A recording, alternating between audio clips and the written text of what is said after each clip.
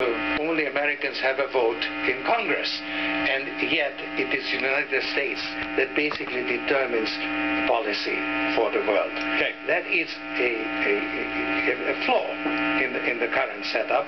Okay. Worthless dollar. Global citizens who are voting on who represents us and what we do. That's what George Soros and an open society looks like. When he's done with America, that's what you will have. Now, how does he achieve it? How does he achieve it? Well, we showed you these 5 steps last night. He's collapsing the economies. He is quite good at it, collapsing the economies. We showed you how he's doing it here in America. He's doing it over and over and over again, all of them. He's doing it, in his words, subversively. Subversively.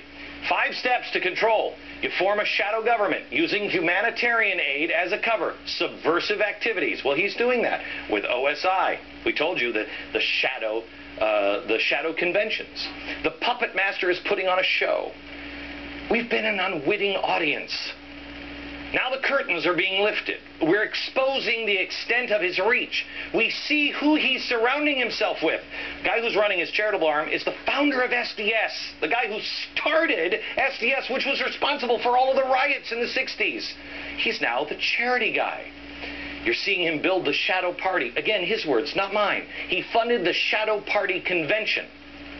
For 3 days, this program has begun to lift the curtains. Well, where's the media? Most Americans will dismiss that he's not a big threat. This is a conspiracy. Or